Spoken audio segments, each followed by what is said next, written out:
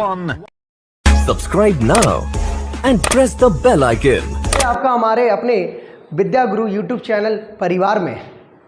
दोस्तों, आज हमारी वीडियो जो बनने जा रही है वो है भारत में रामसर साइट्स पर। क्या होते हैं रामसर साइट्स, कैसे काम करते हैं रामसर साइट्स, कैसे भारत को रामसर साइट्स बनाने की ज़रूरत पड़ी और पूरी दुनिया में रामसर समझौता क्यों हुआ, ये आपको इस वीडियो में सारी न्यूज, सारी इन्फॉर्मेशन आपको आज मिलने वाली है। पिछले कई सालों से हम देख रहे हैं कि भारत में और पूरी दुनिया में वेटलैंड के संरक्षण पर बात की जा रही है और वेटलैंड को बचाने का बहुत तेज़ी से प्रयास हो रहा है। ऐसा इसलिए हो रहा है क्योंकि तीव्र औद्योगिकरण की वजह से, तीव्र शहरीकरण की वजह से हमारे वेटलैंड का तेज़ी से ख़त्म किए जा रहे हैं।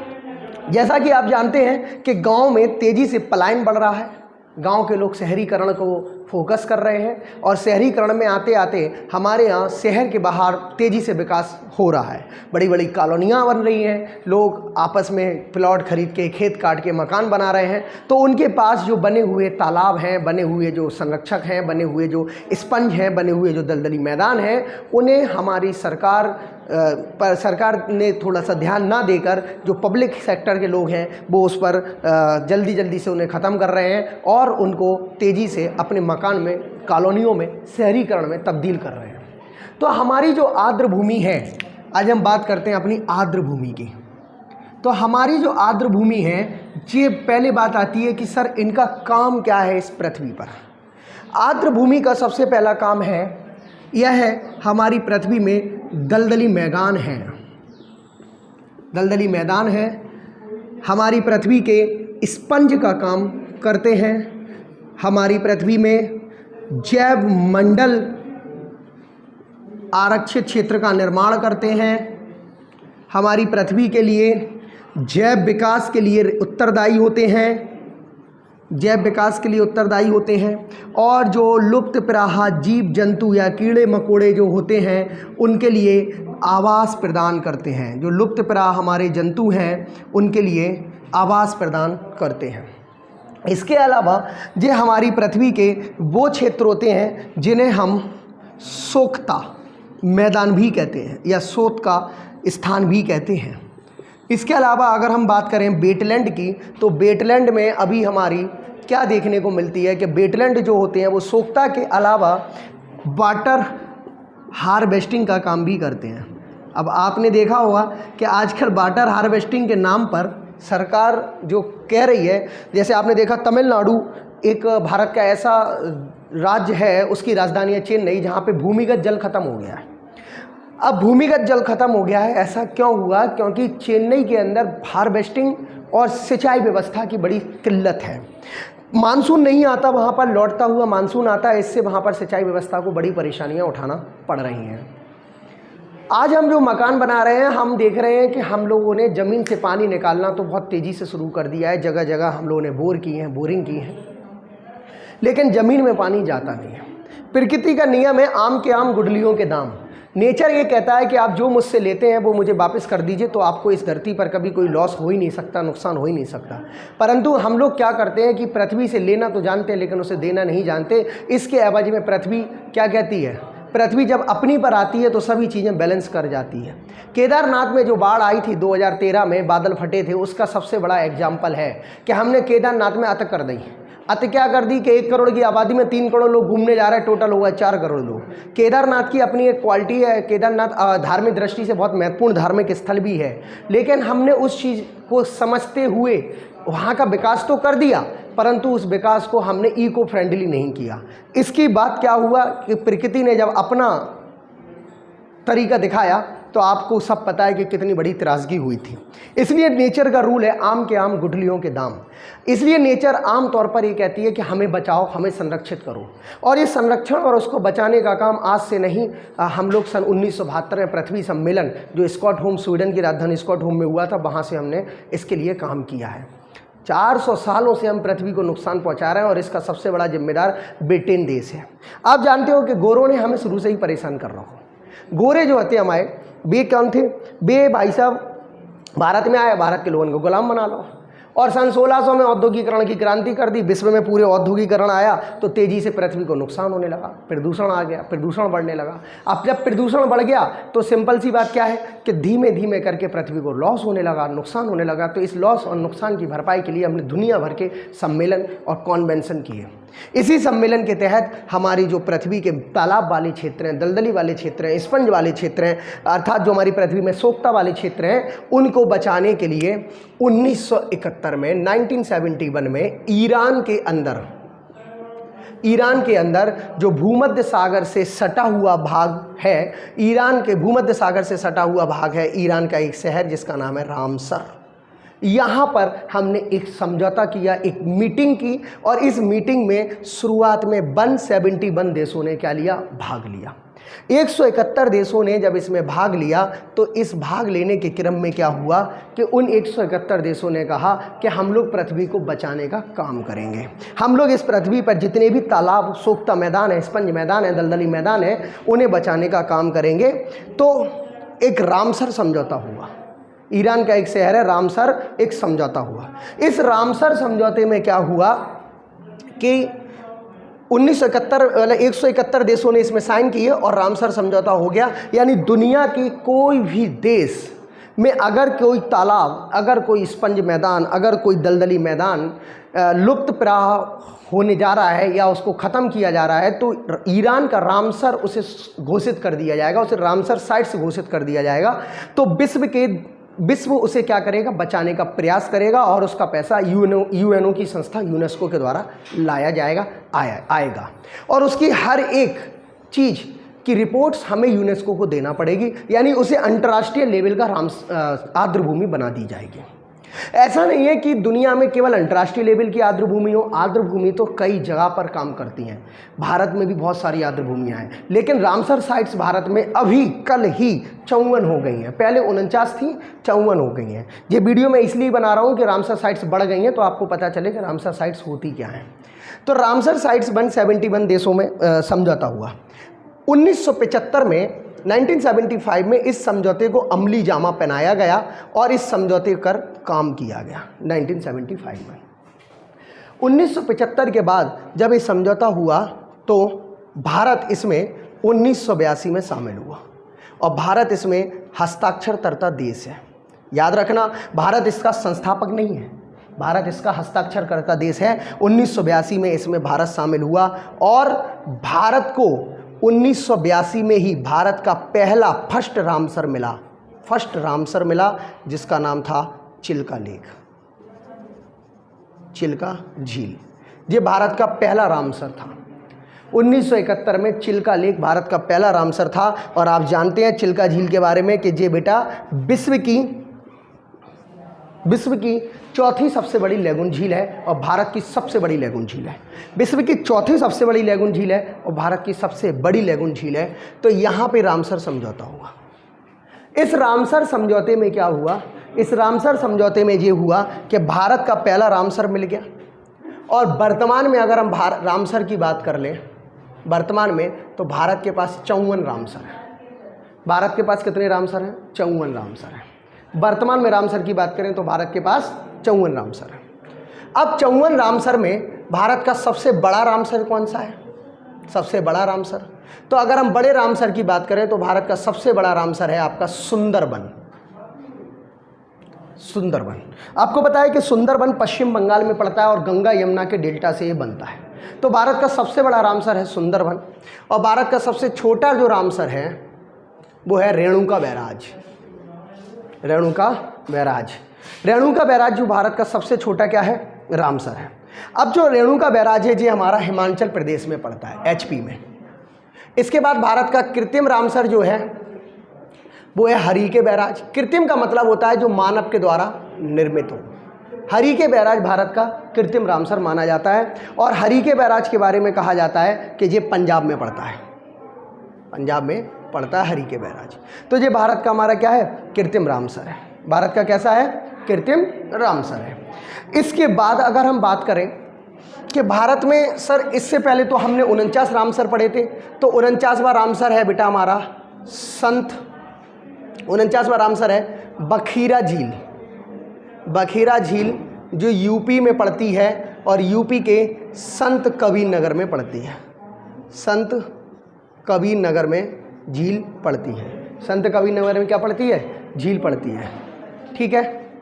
इसके बाद तो आपने देखा, हमने आपको अब तक 54 रामसर की साइट्स बताई हैं, 54 प्रकार के रामसर बताएं। तो मैं आपको बता रहा था कि 49वां रामसर हमारा कौन सा बना। 49वां हमारा जो रामसर बना वो कौन सा है?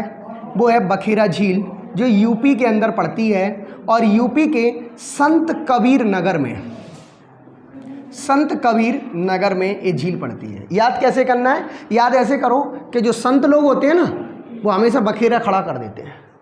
जो संत लोग होते हैं वो हमेशा बखेरा खड़ा कर देते हैं, इसलिए उसको क्या कहा जाएगा? संत कबीर नगर में बखेरा झील। ये हमारी 49वीं रामसर साइट्स जो यूपी के अंदर पड़ रही है। तो मेरे प्यारे दोस्तों, फटाफट चैनल को लाइक सब्सक्राइब शेयर तो कर दो यार। भैया इतनी मेहनत से आपके लिए वीडियो बना रहे हैं, तो फटाफट आपसे लाइक सब्सक्राइब शेयर करो, मनोबल बढ़े, आगे बताएंगे। यूपी की संत कबीर नगर की जो रामसर साइट्स है, तो यूपी के अंदर कितनी रामसर साइट्स हो गई हैं? तो बेटा यूपी के अंदर अब तक 10 रामसर साइट्स हैं। कितनी साइट है? 10 रामसर साइट्स हैं। पहली रामसर साइट्स यूपी में सन 2005 में बनाई गई थी। पहली रामसर साइट्स यूपी के अंदर 2005 में बनाई गई थी। इस रामसर साइट्स का नाम था ऊपरी गंगा रिवर फ्रंट। ऊपरी गंगा रिवर फ्रंट पहली रामसर साइट्स का नाम था, जो 2005 में हमने इसको बनाया था। यानी हम ये कह सकते हैं कि 1982 में भारत में पहली रामसर साइट्स बनी थी, लेकिन यूपी के अंदर पहली रामसर साइट्स 2005 में बनी थी, जो ऊपरी गंगा रिवर फ्रंट है। और मेरे भाई ये ना बुलंदशहर में है। आप जानते हैं बुलंदशहर यूपी का बुलंदशहर है, यानी यहाँ पर क्या बना हुआ है? यहाँ पर परमाणु संयंत्र लगा हुआ है, और इस संयंत्र का नाम क्या है? नरौरा। नरौरा परमाणु संयंत्र जो यूपी के बुलंदशहर में लगा हुआ है। इसके बाद हमारी यूपी में 10 रामसर साइट्स हैं। यानी क्वेश्चन आपसे पूछा जाएगा कि भारत में सबसे ज़्यादा रामसर साइट्स किस राज्य की हैं? तो सबसे ज़्यादा रामसर साइट्स जो है हमारी वर्तमान में यूपी में है। यूपी में कौन कौन सी रामसर साइट्स हैं? जो पहली तो मैंने आपको बता दी, ऊपरी गंगा। दूसरी अगर हम रामसर साइट्स की बात करें यूपी की, तो दूसरी हमारी रामसर साइट्स है सांडी झील। वैसे आगरा की झील ले लेते हैं, कीथम झील। कीथम झील ये यूपी की सबसे बड़ी रामसर साइट्स है, इसका नाम है कीथम झील। यूपी की सबसे बड़ी रामसर साइट्स है। दूसरी हमारी, तीसरी है सांडी, जो आगरा में पड़ती है बेटा, आगरा में पड़ती है। जो तीसरी हमारी सांडी झील। सांडी झील ये बेटा हरदोई में पड़ती है। हरदोई, ठीक है, कहाँ पड़ती है? हरदोई। तो याद कैसे करना है? हरदोई, हरदोई, हरदोई। दोई मतलब, हरदोई मतलब बहनोई। बहनोई कैसा होता है? सांड की तरह होता है। बहनोई कैसा होता है? सांड की तरह होता है। बहनोई, हरदोई। बहनोई कैसा होता है? सांड की तरह होता है। तो आप इसको याद कर लेंगे। तीसरी हमारे पास है नवाब। चौथी हमारे पास है नवाबगंज। चौथी साइट्स पड़ती है हमारी नवाबगंज। बेटा ये पड़ती है उन्नाव, ये पड़ती है उन्नाव में। तो ऐसे याद रखिएगा कि नाव में कौन बैठते हैं? नवाब लोग। देखो नाव, नाव, नवाबगंज, उन्नाव, नाव, नवाबगंज। नाव में कौन बैठते हैं? नवाब लोग बैठते हैं। तो उन्नाव हमारी यूपी की तीसरी रामपुर साइट से। चौथी रामपुर साइट्स कौन सी हमारी? पांचवी समान। यूपी की 10 बता रहा हूँ मैं आपको। समान आर्द्र भूमि। समान आर्द्र भूमि बेटा ये कहाँ पड़ती है? ये पड़ती है मैनपुरी में। मैनपुरी में पड़ती है। याद कैसे करना है? मैन लोग समान होते हैं। मैन कैसे होते हैं? समान होते हैं। मैनपुरी में कौन सी पड़ती है? समान आर्द्र भूमि पड़ती है, जिसको हम बोलते हैं। चौथी हमारी पड़ती है सरसई। सरसई, सरसई ये पड़ती है हमारी नेक्स्ट जो है हमारी छठवीं, ये पड़ती है इटावा में। कहाँ पड़ती है? इटावा में, सरसई। यूपी के जो बच्चे हैं वो याद रखना, आप अभी लेखपाल का पेपर देने अगर जा रहे हैं तो ये रामसर साइट्स आप जरूर पढ़ के जाइएगा। एक क्वेश्चन यहाँ से जरूर मिलेगा आपको। इटावा में याद कैसे करना है? सरसई। ईंट को हमेशा सिर पे रखते हैं। ईंट को हमेशा कहाँ रखते हैं? सिर पे रखते हैं। इटावा, ईंट, ईंट को हमेशा सिर पे रखते हैं। ठीक है। इसके बाद सातवीं हमारी रामसर साइट है पार्वती। पार्वती पड़ती है गोंड में। पार्वती कहाँ पड़ती है? गोंडा में। पार्वती कहाँ पड़ती है? गोंडा में।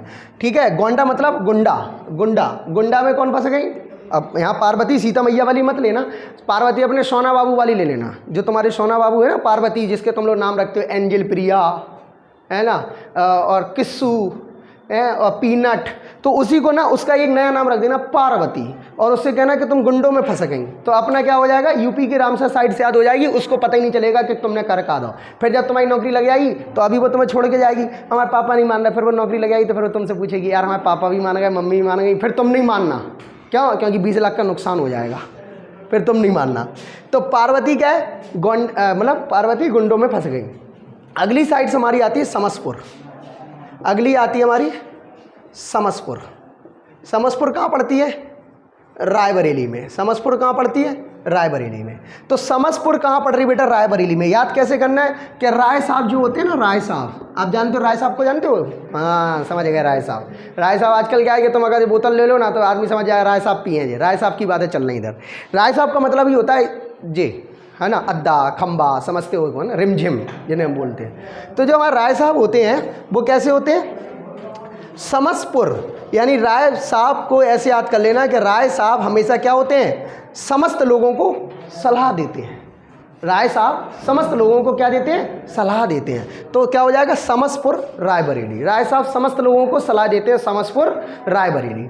इसके बाद हमारी अगली साइड से आती है कौन सी? ऊपरी गंगा रिवर फ्रंट मैंने तुम्हें बताई दी। हाँ, इसके बाद हमारी बखीरा, बखीरा झील। ये कौन सी है हमारी? ये है 10वीं। ये कौन सी है? 10वीं। अब ये याद कराया कि संत लोग क्या करते हैं? बखेरा खड़ा करते हैं। संत लोग क्या करते हैं? बखेरा खड़ा करते हैं। तो इस तरीके से हमारी कितनी हो गई? रामपुर हो गई, हैदरपुर हो गई, कीथम झील हो गई, एक और रह गई यहाँ पर, 1 2 3 4 5 6 7 8 8 9 हो गई, 9 हो गई। एक साइड्स और रह गई है आपकी, समसपुर, पार्वती, रायबरेली, गोंडा। इसके बाद हमारी एक साइड्स और रह गई है हैदरपुर, हैदरपुर। ठीक है, हैदरपुर हमारी यूपी में पड़ती है, ये साइड्स हमारी और रह गई है। तो इस तरीके से आप देखिए कि संत कबीर नगर पहली 10वीं। इसके बाद हमने आपको यहाँ से बताई, पहली जो थी वो ऊपरी गंगा रिवर फ्रंट थी, दूसरी कीथम झील आगरा में है, तीसरी हो गई हमारी सांडी झील हरदोई, है ना। सांडी झील कौन सी हो गई हमारी? हरदोई। अच्छा, इस कीथम झील का एक और भी नाम आपसे पूछ लिया जाता है, सुर सरोवर, इसको बोलते हैं। क्या बोलते हैं? सुर सरोवर। ये बेटा आगरा में पड़ता है। कीथम झील का अन्य नाम है सुर सरोवर। इसके बाद सांडी झील हो जाती है नवाबगंज, समान, आर्द्रभूमि, सरसिंग, पार्वती, समसपुर, हैदरपुर। तो कुल मिला के मैंने आपको 10 की 10 रामपुर साइट्स यूपी की बता दी हैं। अब बात आती है कि सर 49वीं तो बखीरा झील थी, फिर अभी हाल में ही जो 5 बड़ी हैं वो कौन सी हैं? तो मैं आपको उन 5 के नाम बताता हूँ। तो आपने अब तक क्या चीज़ सीखी? सबसे बड़ा रामसर कौन सा है? कमेंट बॉक्स में बताइएगा। और सबसे छोटा रामसर कौन सा है? जो मैं आपको बता चुका हूँ, कमेंट बॉक्स में बताइएगा। और कृत्रिम झील कौन सी है वो भी आप कमेंट बॉक्स में बताइएगा।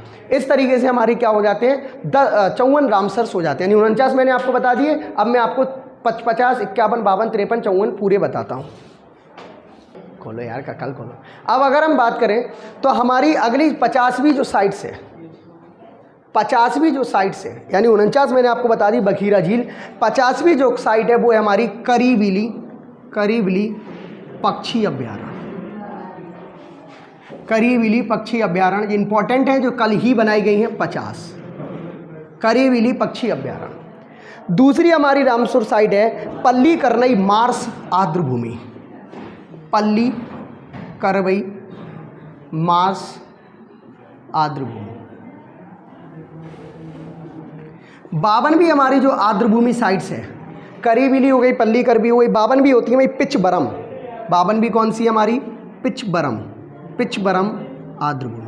आपको नाम से समझ में आ रहा होगा, बड़ा अजीब नाम है, पल्ली करवई, करीबली, पिचबरम। तो ये अजीब नाम कहाँ होते हैं? हमारे पास एक क्षेत्र है जिसका नाम है TN, यानी तमिलनाडु। ये तीनों की तीनों पड़ती है हमारी कहाँ पर? तमिलनाडु में। इसके बाद 53 नंबर की जो हमारी आर्द्रभूमि अभी बनी है, यानी हमारा जो वेटलैंड बना है, वो है पाला, पाला। और पालता कौन है? जो रम पीता है ना। पालता कौन है? जो रम पीता है, तो मिजोरम। पालता कौन है? जो रम पिएगा, तो क्या हो जाएगा? मिजोरम। इसके बाद हमारी 54 जो रामसर साइट्स होगी वो कौन सी होगी? साख सागर, साख सागर। जो साक्ष्य सागर होगी बेटा वो होगी आपकी मध्य प्रदेश में। साक्ष्य सागर कहाँ पड़ेगी आपकी? मध्य प्रदेश में। और इस तरह से आपने देखा कि हमारी जो टोटल झीलें हैं यानी जो टोटल रामसर साइट्स हैं वो क्या हैं आपकी? 54 हो चुकी हैं। ठीक है, टोटल रामपुर साइट्स हमारी कितनी हो चुकी हैं? 54 हो चुकी हैं। तो वर्तमान में रामसर साइट्स 54 हैं। अब कुछ इसमें एडिशनल नॉलेज और भी आप समझ लीजिए। देखिए बेटा 1971 में आपको पता है कि रामसर समझौता हुआ। अगर हम इसमें 50 साल और जोड़ देते हैं तो हो जाते हैं हमारे 2021।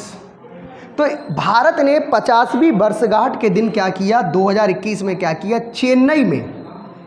चेन्नई में आर्द्र भूमि संरक्षण केंद्र बनाया गया। आर्द्र भूमि संरक्षण केंद्र बनाया गया। क्वेश्चन पूछा जाएगा कि आर्द्र भूमि संरक्षण केंद्र कहाँ है, तो आंसर लगाइएगा चेन्नई।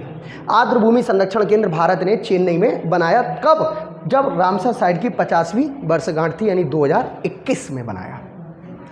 अब थोड़ी सी एडिशनल नॉलेज और भी आपको एग्जाम के पॉइंट ऑफ व्यू से मैं दे रहा हूँ। पहली नॉलेज क्या कि रामसर साइट्स जो है वो दुनिया में सबसे पहली कौन सी बनी, यानी मैं बात करूँ विश्व की पहली रामसर साइट्स कौन सी है, तो विश्व की पहली रामसर साइट थी ऑस्ट्रेलिया में। ऑस्ट्रेलिया के कीबोर्ग में पहली रामसर साइट्स थी।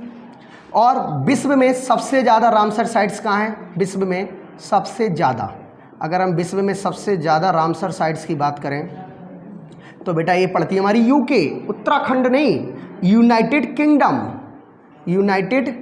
किंगडम में सबसे ज़्यादा रामसर साइट्स हैं 175। और पूरे विश्व में अब तक कितनी रामसर साइट्स हैं? तो विश्व में अब तक 2400 से ज़्यादा रामसर साइट्स बन चुकी हैं। 2400 से ज़्यादा अब तक रामसर साइट्स क्या हैं? पूरे विश्व में बन चुकी हैं। तो इस तरह से आपने देखा कि पूरा मैंने आपको रामपुर साइट्स के बारे में बता दिया। एक बात याद रखना कि भारत में केवल हमने आपको बोला 54 आर्द्र भूमि नहीं है, भारत में आर्द्र भूमियों की संख्या बहुत है। अकेले एमपी के कान्हा राष्ट्रीय उद्यान में यानी कान्हा टाइगर जो टाना रिजर्व है हमारा, कान्हा राष्ट्रीय उद्यान में, यहाँ पे अकेले 461 वेटलैंड हैं। 461 वेटलैंड यानी कि आर्द्र भूमि है, इनको रामसर में शामिल नहीं किया गया। जिस दिन ये रामसर में शामिल हो जाएंगी तो यहाँ पे संख्या बढ़ जाएगी, यानी अंतर्राष्ट्रीय महत्व के लिए जरूरी हो जाएंगी। अभी भारत इनका संरक्षण कर रहा है, अभी ईरान का रामसर शहर या यूनेस्को इसका संरक्षण नहीं कर रहा है। इसके अलावा रामसर दिवस कब मनाया जाता है, तो याद रखना कि 2 फरवरी 1997 को पहला रामसर दिवस मनाया था। फर्स्ट रामसर दिवस मनाया गया था। फर्स्ट रामसर दिवस 2 फरवरी 1997 को मनाया गया था। और 2022 में जो 2 फरवरी को रामसर दिवस मनाया गया था तो उसकी एक थीम थी। उसकी थीम क्या थी कि मानव और प्रकृति में आर्द्र भूमि की कार्रवाई। मानव और प्रकृति में आर्द्र भूमि की कार्रवाई, ये इसकी थीम थी। 2022 में जो रामसर दिवस मनाया गया था उसकी थीम थी मानव और प्रकृति की आर्द्र भूमि की कार्रवाई। तो दोस्तों आज रामसर साइट्स के बारे में आपने पूरी नॉलेज हमसे प्राप्त कर ली है और मैं उम्मीद करता हूं कि आपको ये वीडियो पसंद आई होगी। आप लोग दबा के इस चैनल को शेयर करें, लाइक करें, सब्सक्राइब करें और यही हम आपसे उम्मीद चाहते हैं। बाकी सारा काम हम करते जाएंगे, आपको बस वीडियो देखना है और शेयर करना है और ज़्यादा से ज़्यादा लोगों को सब्सक्राइब करना है। आप इसकी PDF हमारे टेलीग्राम चैनल पर जाकर ले सकते हैं। विद्या गुरु क्लासेस के नाम से आपको हमारा टेलीग्राम चैनल मिल जाएगा। आप हमें फेसबुक, इंस्टा पर फॉलो कर सकते हैं, विद्या गुरु क्लासेस पेज कर सकते हैं। आप हमारी इंस्टा आईडी पे भी जाके हमें फॉलो कर सकते हैं गौरव साहू के नाम से। और आप हमारे ऐप को डाउनलोड करिए, विद्या गुरु क्लासेस ऐप आपको प्ले स्टोर पे जाके मिल जाएगा। वहाँ पे आपको सारे नोट्स, सारी PDF, सारी वीडियोज, आपको सब कुछ वहाँ ऐप पर मिलने वाला है, वो भी फ्री। हाँ जी, फ्री। सारी चीज़ें आपको ऐप पर फ्री मिलेंगी। सारे नोट्स डले हुए हैं, सब कुछ डले हुए हैं और हमारी कोचिंग का भी लोगो है कि सिलेक्शन आपका और जिम्मेदारी हमारी। इसी के साथ हम आपसे विदा चाहते हैं। जय हिंद, जय भारत, जय संविधान, जय भीम।